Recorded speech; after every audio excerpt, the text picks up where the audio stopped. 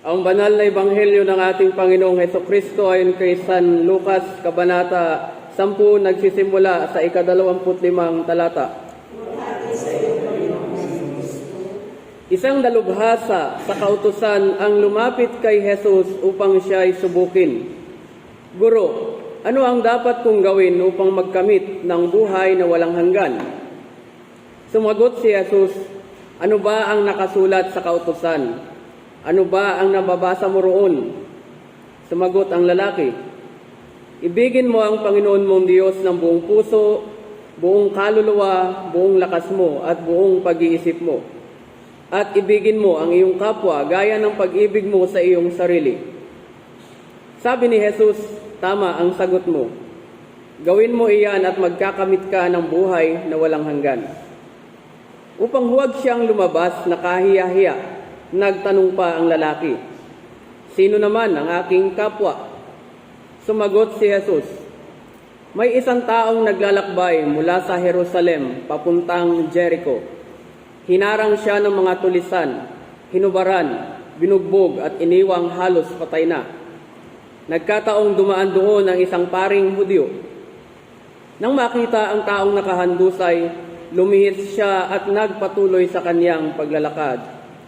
Dumaan din ang isang Levita, ngunit nang makita niya ang taong binugbog, lumihis din siya at nagpatuloy sa kanyang paglakad. Ngunit may isang Samaritanong naglalakbay na napadaan doon. Nang makita niya ang biktima, siya ay naawa. Nilapitan niya ito, binuhusan ng langis at alak ang mga sugat at binendahan.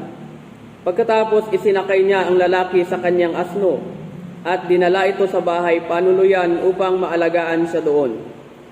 Kinabukasan, binigyan niya ng 2 salaping pilak ang namamahala ng bahay panuluyan at sinabi, alagaan mo siya at kung higit pa riyan ang iyong magagastos, babayaran kita pagbalik ko. At nagtanong si Jesus, sa palagay mo, sino kaya sa 3 ang naging tunay na kapwa ng taong hinarang ng mga tulisan? Ang taong tumulong sa kanya, tugon ng dalubhasa sa kautusan. Kaya't sinabi sa kanya ni Jesus, kung gayon, humayo ka at ganun din ang gawin mo. Ang ebanghelyo ng ating Panginoong Hesukristo.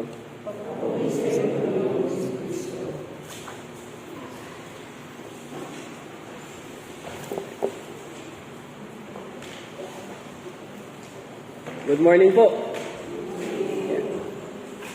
Last Sunday, ang gospel ay tungkol sa pagpapadala ni Jesus sa 72 na disciples para magpahayag ng mabuting balita, magpagaling at magpalayas ng demonyo. At lahat tayo ay involved sa mission ni God, walang exempted. At ngayon naman, tungkol ito sa pagsubok ng dalubhasa sa kautusan or expert of the law kay Jesus at sa talinghaga ng mabuting Samaritano. Pero bago ang kwento ni Jesus tungkol sa mabuting Samaritano, nagsimula lahat sa isang tanong. What can I do to inherit eternal life? And Jesus answered, love God and love your neighbor.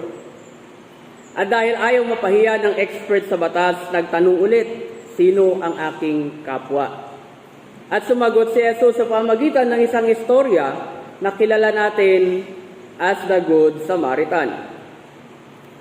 May mga certain individuals or mga tao na makakasalamuhan natin.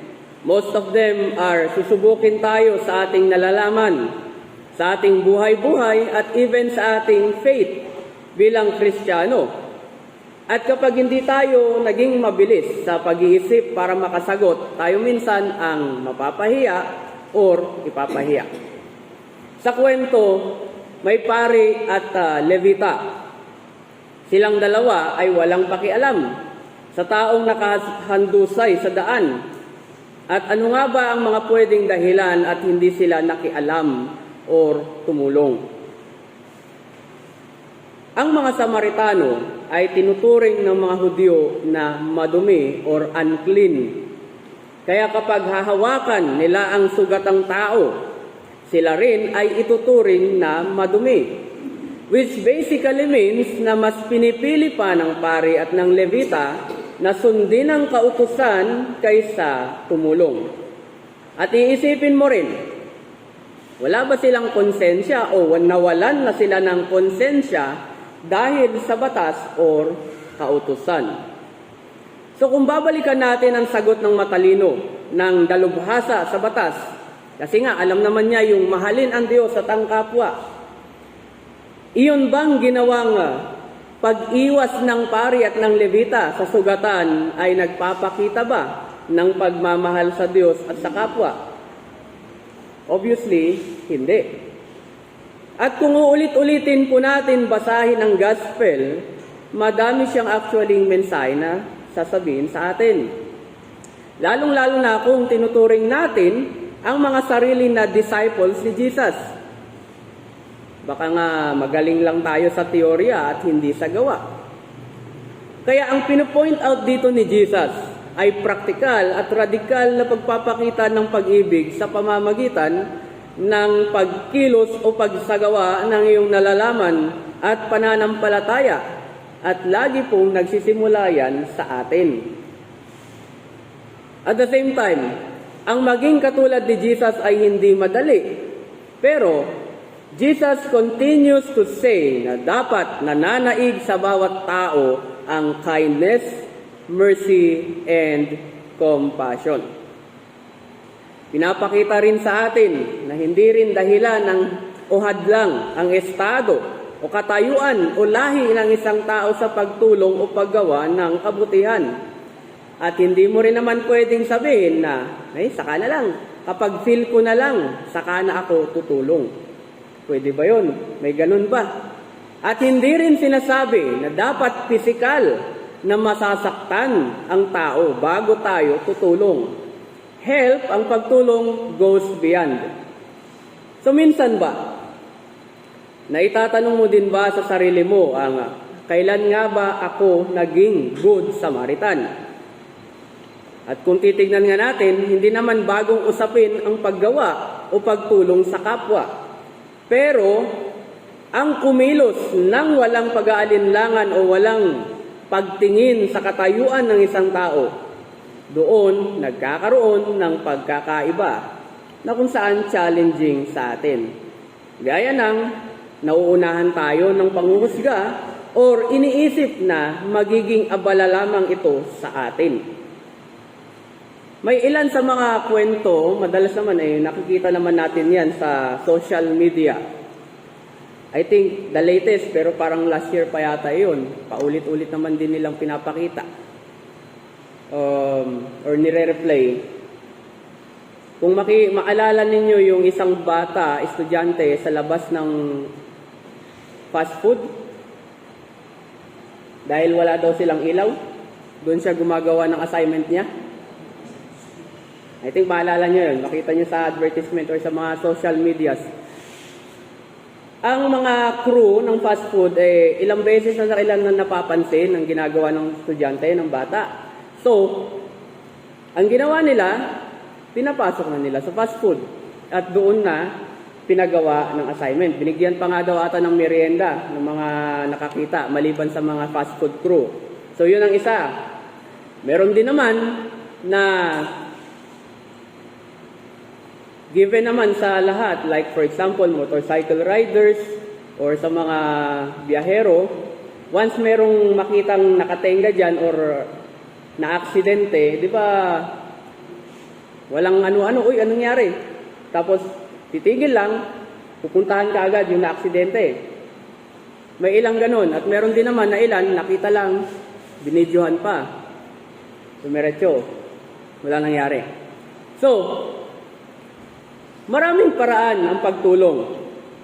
Ayon nga kay Saint Teresa, if you judge other people, you have no time to love them.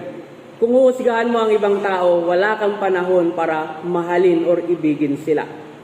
Kaya it's a challenge sa atin na palawakin pa ang pangunawa at pagintindi sa kapwa, bata man yan o matanda. Maganda rin na may napapanood tayong mga pagtulong sa social media to set an inspiration. Pero palagi pa rin nating isaisip na pagdating sa pagtulong, hindi naman kailangan na mapera ka. Again, helping goes beyond. So paano? Isa na dyan ang pagsuporta sa panawagan ng simbahan sa kanyang malawakang pagtulong gaya halimbawa ng offering natin kada Good Friday. May isa pa nga nagtanong, ano bang mapapala natin dyan? Bakit yung Jerusalem ang nakikinabang sa offering natin? So, ang offering natin kada Good Friday, napupunta yan doon sa mission work ng Anglican Church sa Jerusalem. Especially ngayon at nahaharap sa gera ang bansang Israel. Ipit ang mga sibilyan at ilang beses na rin tinatamaan ang mga social at healthcare services doon gaya ng ospital ng Anglican Church of Jerusalem. So, doon pa lang, malaki na ang naitutulong natin doon. Dito naman, nakakatulong tayo sa pamamagitan ng pagsuporta sa lokal na programa ng ating simbahan. Lalo na yung Sunday School na bubuhayin ulit natin. On and off talaga tayo, hindi natin maiwasan. Kasi doon pa lang ay hinuhubog na natin ang espiritualidad ng mga kabataan, which in turn will continue to do good works na naitanim sa kanila at maging mabuting taong nasusuporta rin sa gawain ng simbahan. Huwag din nating maliitin ang mga lokal na pagkilos natin sa community na kinabibilangan natin. Ngayon, gaya ng tanong ng matalinong tao sa kautusan kay Jesus, anong gagawin ko para magkamit ako ng buhay na walang hanggan? Iyan po ay isang never-ending question at maging ang pagsagawa sa iyong pananampalataya, turning your faith into action ay hindi rin natatapos. Ipakita mo ang iyong pag-ibig sa Diyos at kapwa sa pamagitan ng mabubuting gawa, good actions. Nandun makakamit ang eternal life. So, pakinggan ulit natin ang sinabi ni St. Paul sa kanyang mga sulat sa mga taga-Kolosas. Idinadalangin din naming patatagin niya kayo sa tulong ng kaniyang dakilang kapangyarihan upang inyong matiis na masaya at may pagtsatsaga ang lahat ng bagay.